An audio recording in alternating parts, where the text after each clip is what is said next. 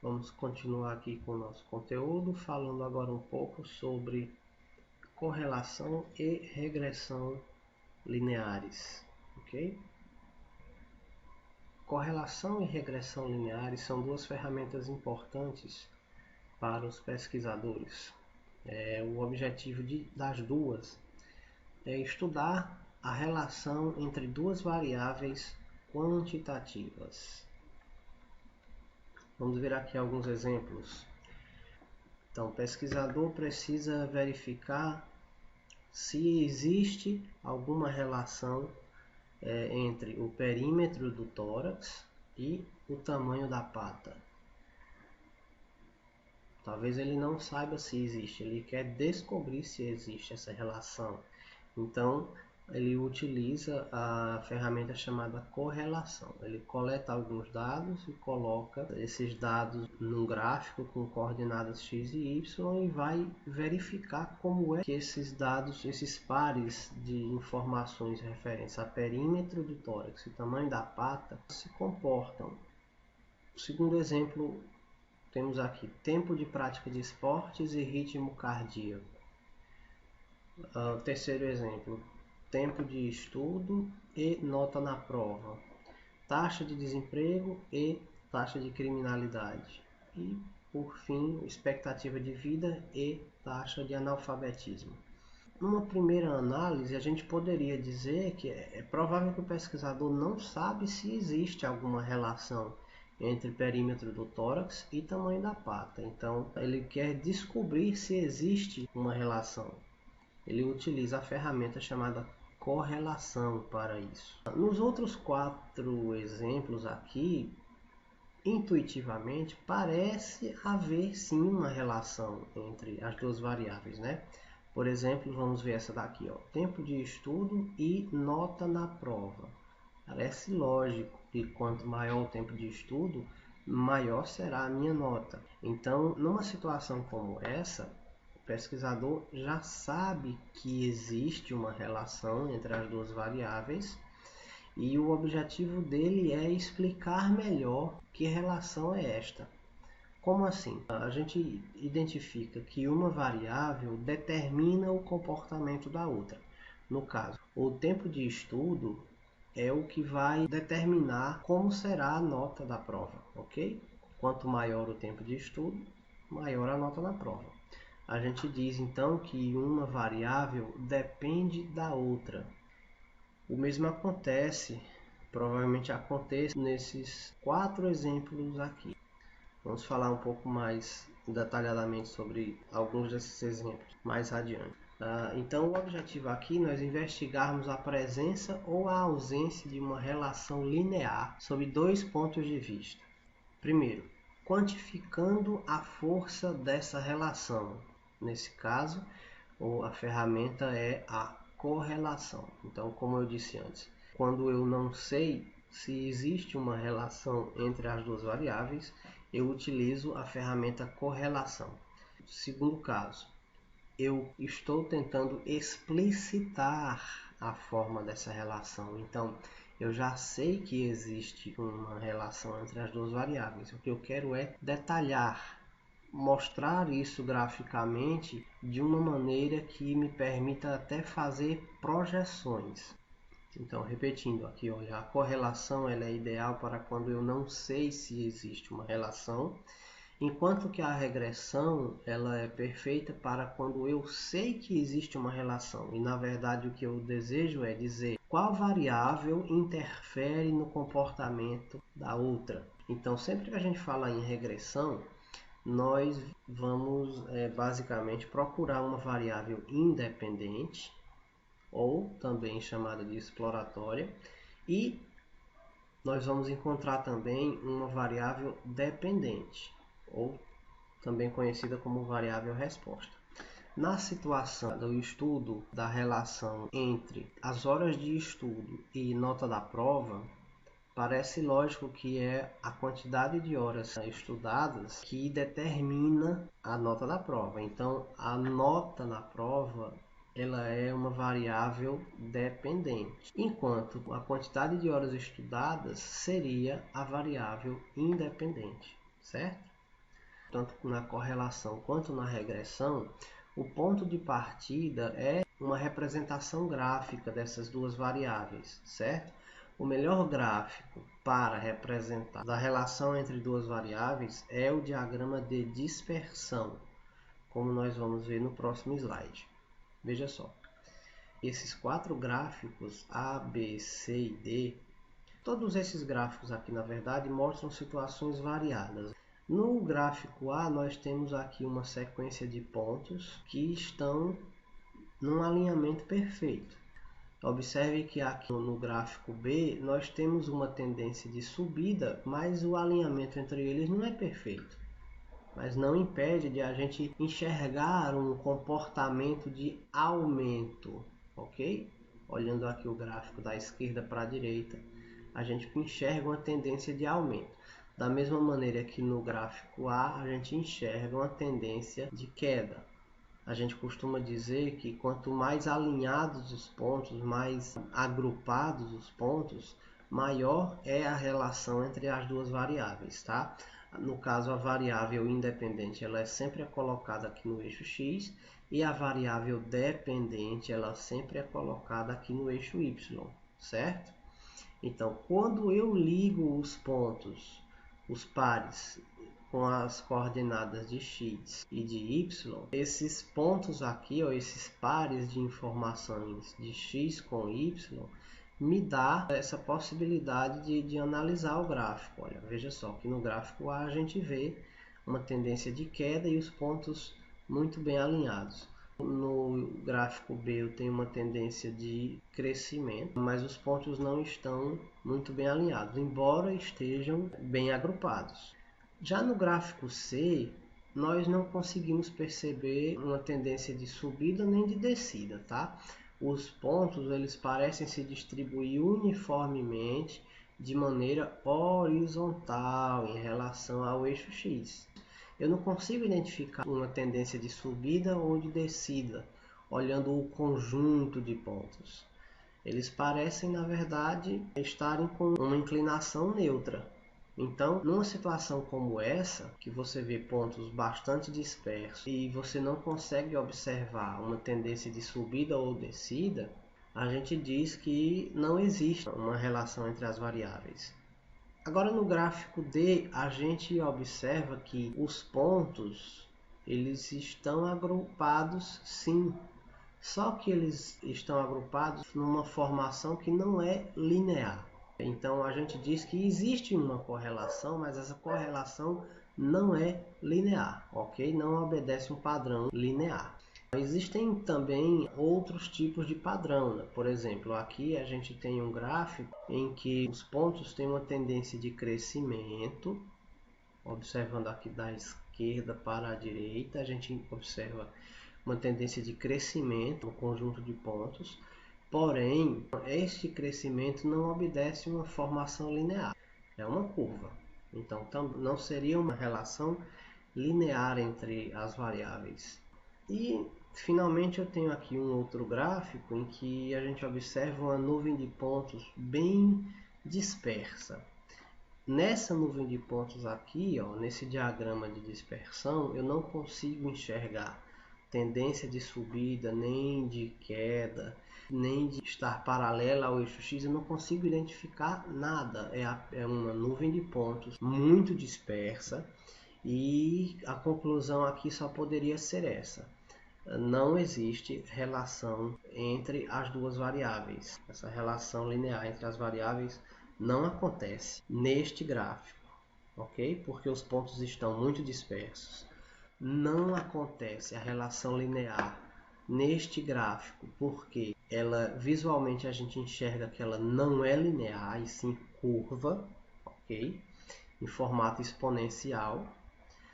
Também não acontece relação linear no gráfico D, porque os pontos eles estão agrupados num padrão de parábola e não de reta, ok? Também não acontece uma relação linear aqui no gráfico C, porque os pontos eles estão muito dispersos e não apresentam uma tendência de subida nem de descida, tá? Na verdade é um pré-requisito. Tem que existir uma tendência de crescimento ou de decrescimento e os pontos precisam estar mais ou menos agrupados, ok? Quanto mais agrupados os pontos, a gente diz que essa relação entre as variáveis é mais forte. Então aqui eu teria uma relação entre as variáveis x e y, aqui no gráfico B, uma relação entre as variáveis x e y relativamente forte, e é uma relação positiva porque está havendo uma tendência de crescimento nesse grupo de pontos.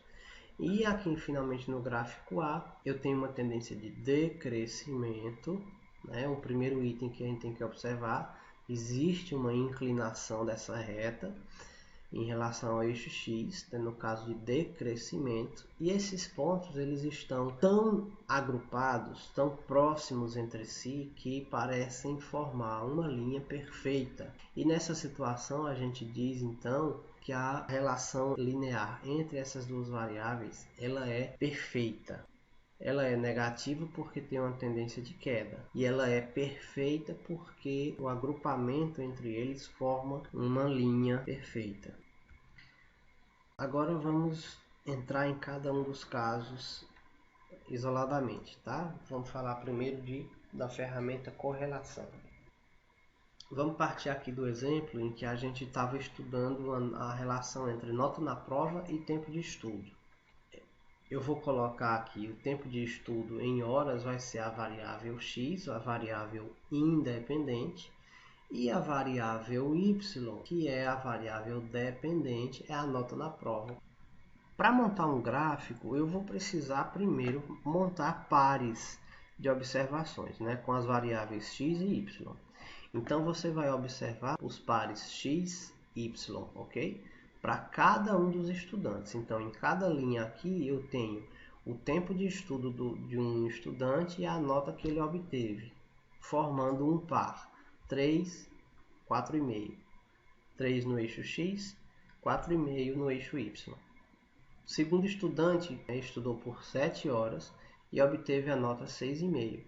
Esse terceiro estudante aqui estudou menos, só 2 horas, e tirou 3,7 pontos. Assim por diante, né? O aluno que se dedicou mais, estudou por 12 horas, teve uma melhor nota, né? Teve a nota 9,3. Então, cada tempo de estudo com a nota respectiva me dá um ponto no gráfico, certo? Então, por exemplo, aqui o ponto mais alto no gráfico vai ser esse, ó. O tempo de estudo 12 horas, ó. O 10 está aqui, então o 12 está mais à frente, certo? E a nota 9,3, certo? Um pouco abaixo aqui do 9,5. Então esse ponto aqui é o ponto que representa esse par de informações. Tempo de estudo 12 horas e nota 9,3. Ele fica mais alto porque o valor de y é mais alto. Em contrapartida, o ponto mais baixo vai ser esse, ó. Está relacionando no diagrama de dispersão o tempo e a nota. Como a nota é variável dependente, ela fica aqui no eixo vertical, tá bom? No eixo y. Observem que esse conjunto de pontos não está perfeitamente alinhado, mas a gente consegue enxergar uma tendência de subida da esquerda para a direita. Agora, eu preciso de um número que me diga qual é a força dessa relação. Eu preciso quantificar a força dessa relação entre o tempo de estudo e a nota da prova. Para isso, eu utilizo o coeficiente de correlação linear. Ele é uma medida que avalia o quanto essa nuvem de pontos no diagrama de dispersão aproxima-se de uma reta. Então é uma medida que vai me dizer se essa nuvem de pontos está mais aglomerada em torno de uma reta ou não. O coeficiente de correlação linear de Pearson é dado por uma fórmula que parece grande, mas na verdade a gente observa que são todas coisas que nós já estudamos aqui na disciplina, ok? Então eu vou precisar da somatória do produto entre x e y, entre tempo de estudo e prova, a somatória desses produtos, menos o produto entre a somatória dos tempos de estudo pela somatória das notas, dividido por n, que nós já sabemos que é o tamanho da amostra. E tudo isso é dividido pela raiz quadrada de tudo isso aqui. A somatória dos tempos de estudo elevados ao quadrado. Então eu elevo o tempo de estudo ao quadrado, depois somo. E eu vou obter o número que eu vou colocar aqui, né? Menos, aqui eu tenho outra situação, né? Você está vendo que a somatória de x está entre parênteses, né? Então é o quadrado da somatória. A somatória dos tempos de estudo, né, a somatória de x, eu já vou ter calculado quando eu chegar nessa etapa. É o mesmo número que eu colocaria aqui, ó. Ok? Só que aqui no denominador eu preciso desse número elevado ao quadrado, depois dividido por n subtraído. Então, depois que eu obtenho este número, eu vou multiplicar, fazer a mesma coisa com y, né? Então, a somatória dos quadrados das notas. Vou pegar cada nota, elevar ao quadrado, somar todas elas, certo? Todas as notas dos 5 alunos. Aqui eu tenho o quadrado da somatória das notas, dividido por n, novamente, que é 5, no exemplo. Então, depois que eu fizer este cálculo, este aqui, dividir por 5, eu vou subtrair. Depois eu vou multiplicar pelo número que eu obtive aqui, tirar a raiz quadrada e vou ter aqui o denominador dessa grande fórmula. E no numerador eu vou fazer esse produto, depois dividir por n, depois pegar esta somatória bem aqui, subtrair no resultado e dividir pelo número de baixo. Só lembrando aí, né, que n é o tamanho da amostra. No exemplo dado, n igual a 5. Então, fazendo esses cálculos todos aí no exemplo em questão, nós temos aqui que os tempos de estudo são esses e as notas são essas. Então, eu vou precisar da somatória na fórmula. Então, a somatória dos tempos de estudo, ó, somatória de x igual a 25,5. Só somei daqui para cá.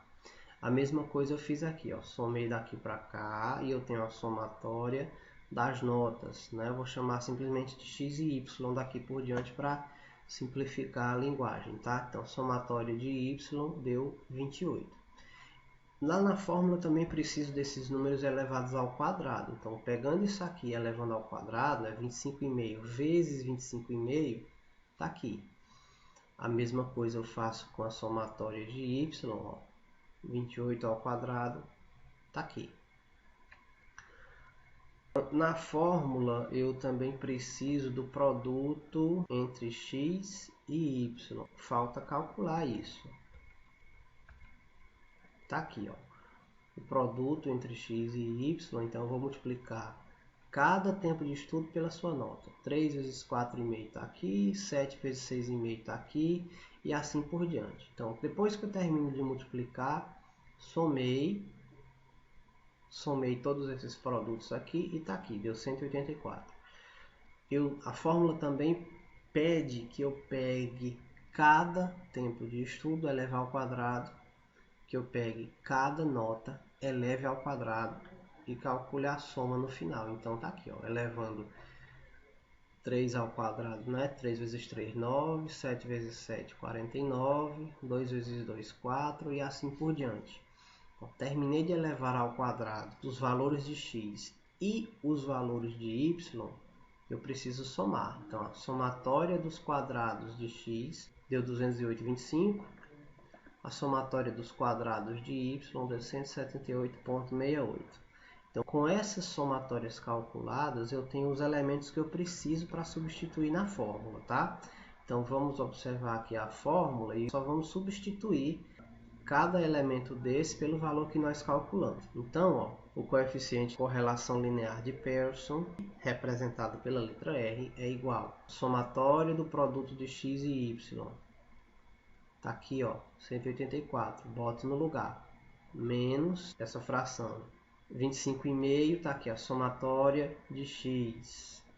Está aqui, ó, 25,5 vezes somatória de y. Está aqui, é 28. Então, 25,5 vezes 28. Dividido pelo tamanho da amostra, que nesse caso são 5 alunos, né? Ó, tá aqui, ó, 1, 2, 3, 4, 5. Então, dividido por 5.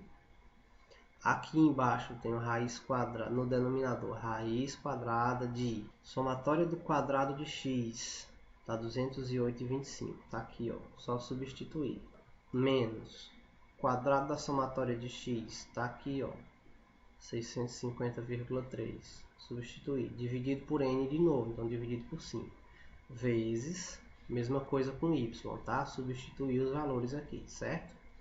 Então, fazendo essas contas, a gente chega no valor de R, ó. Então, obedecendo às operações mais fortes primeiro, tá? Então, eu tenho que fazer essa multiplicação e essa divisão. Então, depois que eu multiplico e divido por 5, eu obtenho esse número, né? Só então é que eu vou poder subtrair 184 menos esse número aqui, ó, que é o que eu calculei daqui. Essa multiplicação e divisão. Aqui no denominador, a operação mais externa é a raiz quadrada. Então, ela vai ser a última coisa que você vai calcular no denominador. Então, ela está repetida aqui, ó, produto, que é isso bem aqui, ó, que vem daqui, ó. Entre os colchetes, a gente tem um sinal de multiplicação, que não precisa aparecer, né? A mesma coisa aqui, entre os parênteses, ó. Na fórmula não apareceu, mas a gente tem que saber que existe sim. 784 dividido por 5, aí depois eu subtrair 178,68 menos o resultado dessa divisão, e aí eu cheguei em 21,88, certo? Então, multiplicando pelo valor obtido aqui, ó, do primeiro colchete, é esse, a gente obteve um número e já calculou a raiz quadrada. Então, calculando a raiz quadrada, deu isso aqui. Dividindo finalmente o resultado dessa subtração, né, pelo resultado dessas operações aqui de baixo, dividindo esses dois números, deu 0,9960. A partir deste número, eu consigo dizer se a correlação linear entre as variáveis é forte ou fraca, ok? Só mostrando aqui como a gente faria isso no computador, no software estatístico. A gente relaciona aqui na primeira coluna os tempos de estudo, as notas na prova, né? Como um software americano, o ponto e a vírgula trocam de lugar. Então, parece ser 3.000, mas na verdade é 3,000, tá? Lá nos Estados Unidos, eles utilizam vírgula e ponto, é o inverso do que a gente faz aqui. Então, quando a gente joga as informações aqui nas colunas 1 e 2, né, e seleciona no menu estatísticas a opção correlação e finalmente a opção coeficiente de correlação de Pearson, ele na hora calcula o valor de R, ó, tá aqui, 0,9960, certo? O valor que nós calculamos agora há pouco pela fórmula. Tá? O software já calcula para você e já te diz o valor de P. Esse valor de P é uma probabilidade. Mas e aí? Eu tenho um número 0,99, é um número perto de 1, mas e como é que eu interpreto? Bom, esse valor de R ele vai variar sempre nesse intervalo, ó, de menos 1 até 1. Tá? Então, ele pode dar menos 1, pode dar qualquer número negativo entre menos 1 e 0, pode dar 0, pode dar qualquer número entre 0 e 1 e pode também dar 1. No caso, deu 0,99, então a gente vê que é um número bem perto daqui, tá?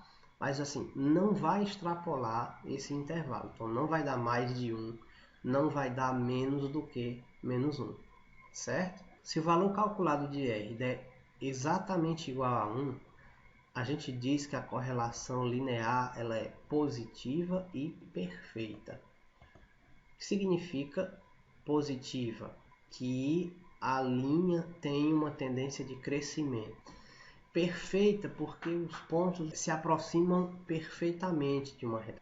Se, por outro lado, o valor de R der igual a menos 1, a gente diz que a correlação linear ela existe, só que ela é negativa e perfeita. Então, o que mudou da primeira situação para essa é só porque os pontos eles continuam perfeitamente alinhados, só que ela é uma correlação linear negativa. Então, visualmente no gráfico, nós vamos ver pontos perfeitamente alinhados, mas numa tendência de descida.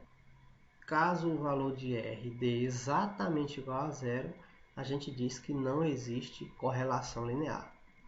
É o caso daquele gráfico que eu mostrei agora há pouco, que nós tínhamos uma linha paralela ao eixo X. Não havia uma tendência de subida nem de descida, tá? É necessário que exista uma tendência de crescimento ou de decrescimento para que a gente diga que existe alguma correlação linear. Então, se não tem essa tendência de subida ou descida, não existe correlação e o valor calculado para R daria zero, ok? Então, graficamente nós teríamos essas situações, tá? Ó, R igual a 1, correlação linear positiva e perfeita. Tá vendo? Ó, pontos perfeitamente alinhados, tendência de subida. Se R igual a menos 1, correlação linear negativa e perfeita. Pontos perfeitamente alinhados, tendência de descida. Se R der perto de zero, o que nós vamos ver? Pontos muito dispersos, ok? A gente não consegue enxergar nada parecido com um alinhamento entre pontos. Eles não estão agrupados, eles estão afastados. E aí não existe uma correlação linear. Nessa segunda situação, embora a gente consiga enxergar um agrupamento mais ou menos linear, essa linha não teria uma tendência de subida ou descida. Como não há inclinação, é uma das situações em que o valor calculado de R também é muito perto de zero. Uma terceira situação em que o valor calculado de R vai dar perto de zero é uma situação em que a gente enxerga que existe uma relação entre as variáveis, porque os pontos formam um padrão de gráfico. Só que não é linear. Na verdade, isso aqui é uma parábola. Então, a correlação não é linear. E se eu calcular o coeficiente de correlação linear de Pearson, que serve para a correlação linear, não vai dar certo. Ele não serve para essa situação. Então, ele vai dar um número perto de zero mesmo. Caso você perceba uma tendência de subida ou descida, quanto mais perto de zero, menos alinhados os pontos. E quanto mais afastado do zero, tanto para o lado negativo quanto para o lado positivo, mais alinhados, mais agrupados estão os pontos em relação a uma reta. Nós visualizamos aqui que a nuvem, o conjunto de pontos, tem uma tendência linear e parece ser de subida.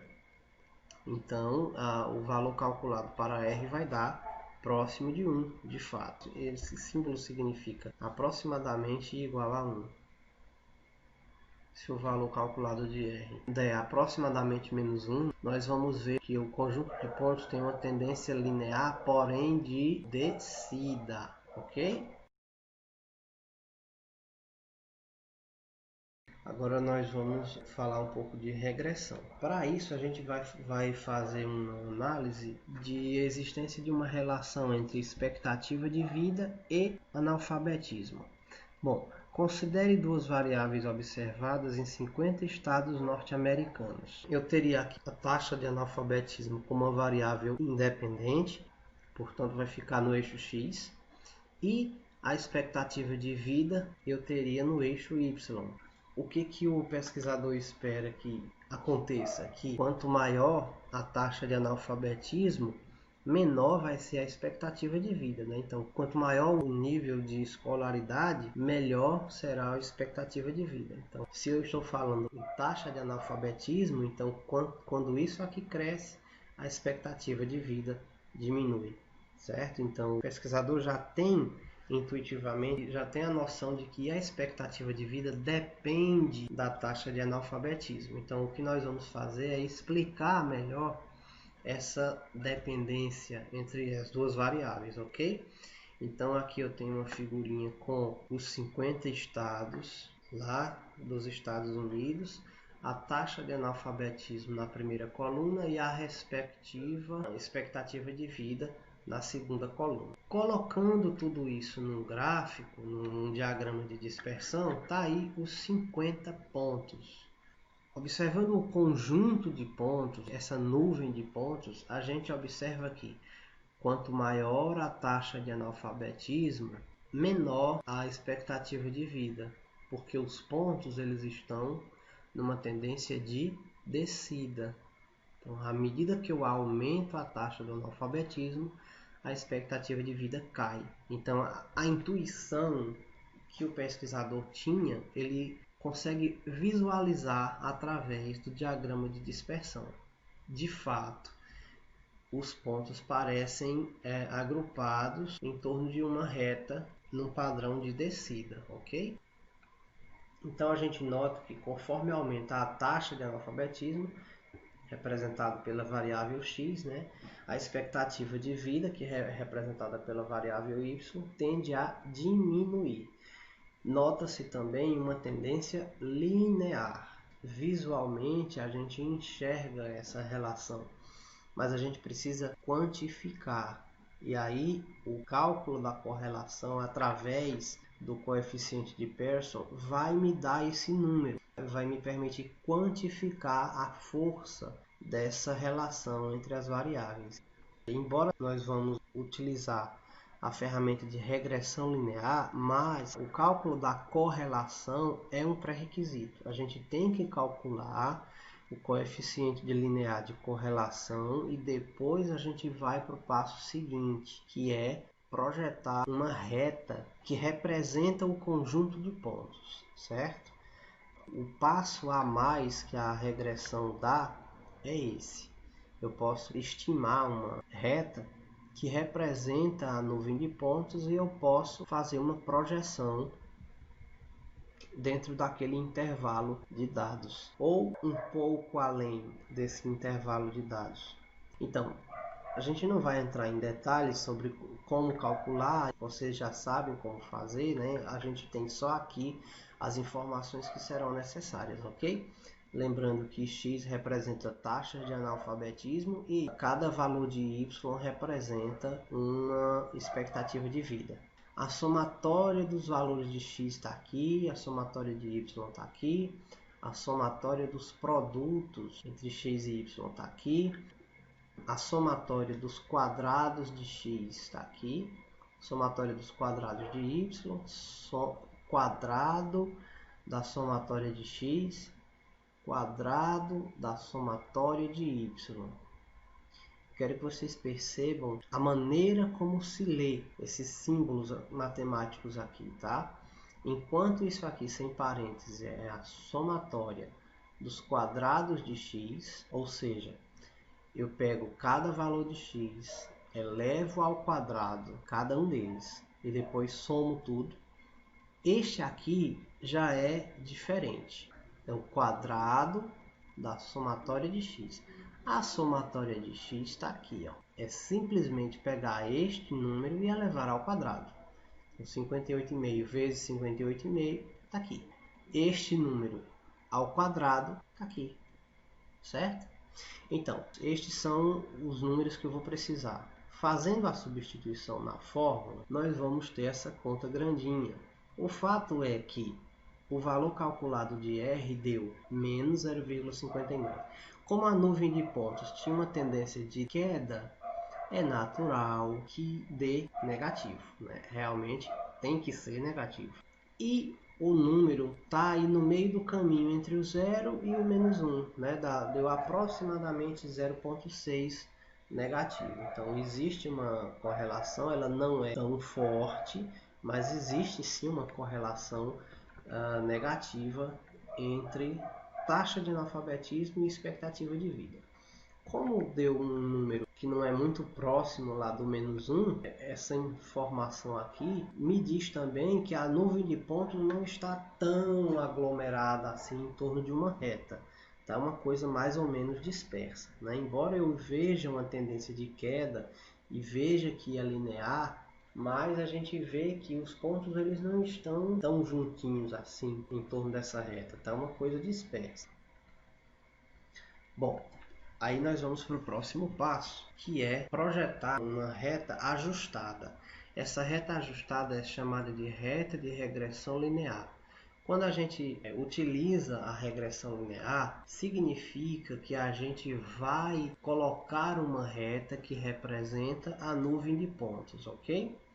E aí toda reta ela é representada matematicamente por uma fórmula, mas ela tem um valor de y, tem um valor a, tem um valor b que multiplica x, ok? Então tem esse formato, y igual a mais bx. Esse é o formato geral, matematicamente falando, de qualquer reta. O que significam esse a e esse b? O b representa a inclinação da reta em relação ao eixo x. E como eu falei antes, tem que existir alguma inclinação. Então tem que ter uma tendência de subida ou de descida. Se não tiver uma inclinação, esse b vai ser zero e isso aqui vai sumir, ok?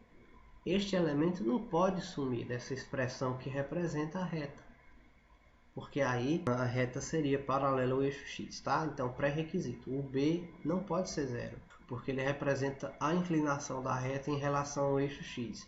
Se for positivo, a reta tem uma tendência de subida. Se b for negativo, a reta tem uma tendência de descida. E o a? O que representa o valor de a? É o intercepto. É o ponto do eixo x em que a reta que eu estou projetando cruza o eixo x, ok? É uma interseção entre a reta que tem uma inclinação, né? Então, se ela tem uma inclinação, vai chegar uma hora que ela vai tocar o eixo x, certo? Eu vou só voltar aqui para mostrar no gráfico. Então, uma reta que vai ser colocada aqui entre esse conjunto de pontos, em algum momento vai cruzar com o eixo x.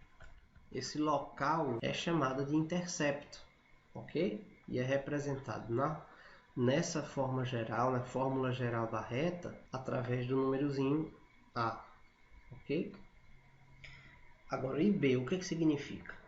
Já que ele representa a inclinação, o que ele, em forma de texto, o que ele representa? Qual é a interpretação? Então, para cada aumento de uma unidade em x, nós vamos ter um aumento médio de b unidades em y. Então, o valor de b me diz qual é a taxa de aumento no eixo y que vai corresponder a uma unidade de aumento no eixo x. Reta ajustada. Então, os coeficientes a e b eles são calculados da seguinte maneira. Eles são calculados a partir das somatórias que nós já conhecemos. Então, você fazendo a substituição desses elementos todos que vocês já têm calculados, né? Substituindo aqui e fazendo as contas, você vai encontrar B, que é a inclinação da reta em relação ao eixo X. E aí, você tendo 1, né, você tendo B, você consegue calcular o A. Basta substituir valores de X e Y e você encontra o valor de A, ok? Então, no exemplo 2, calculado através de um computador, a reta ajustada é y igual a 72,395 menos 1,296x. Então, isso é o A. Isso é o B, menos 1,296. O Y com esse chapeuzinho representaria cada valor predito para a expectativa de vida. Predito de predizer, de projetar. Então, como a regressão linear me permite traçar uma reta que representa esse conjunto de pontos, então eu posso fazer projeções, eu posso prever valores de y a partir de valores de x. Imagine a importância disso para cálculos de demografia, né? Para os cálculos de população, de impacto em relação à previdência. Então, fazer projeções é o grande legado que a regressão linear traz para a gente. É isso que ela faz diferente da correlação, ela vai um pouco além. Eu consigo prever valores, estimar valores a partir de uma reta que eu consegui traçar que representa aquele conjunto de pontos, ok? Então, fazendo a interpretação de B aplicado a esse exemplo, então, para um aumento de uma unidade em X, né, na taxa do analfabetismo, a expectativa de vida, Y, diminui, em média, 1,296 anos. Qual a expectativa de vida em anos prevista para uma taxa de analfabetismo de 0,8%? Então, nessa situação, basta eu substituir, a taxa de analfabetismo é um valor de X, não é? Então, basta eu substituir 0,8 bem aqui, ó, multiplicar por isso e depois subtrair este número menos esse resultado da multiplicação e eu vou ter essa expectativa prevista, expectativa de vida prevista. Então, o valor de Y, né, o Y chapeuzinho previsto, a expectativa de vida prevista em anos para essa taxa de analfabetismo é 71,3582 anos, ok? Aproximadamente são 71 anos e alguns meses. Graficamente, a reta ajustada de regressão linear fica assim. Está aqui o gráfico, a reta que vai representar o conjunto de pontos, certo? Você vai ver mais ou menos a mesma quantidade de pontos acima e abaixo da reta. E a fórmula geral dessa reta é essa daqui, ó. Tem este valor para o intercepto e este valor para a inclinação.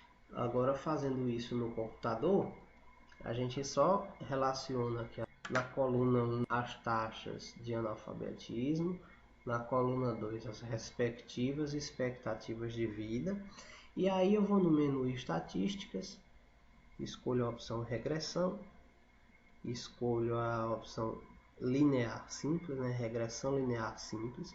Eu quero mostrar que existem várias outras, ok?